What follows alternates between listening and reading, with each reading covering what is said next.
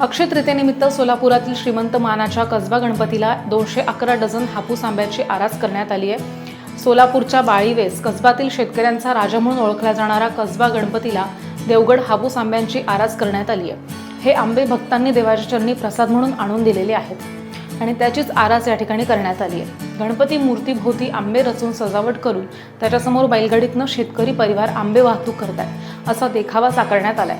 दरम्यान ह्या आंब्यांचा आज प्रसाद म्हणून वाटपही केला जाणार आहे।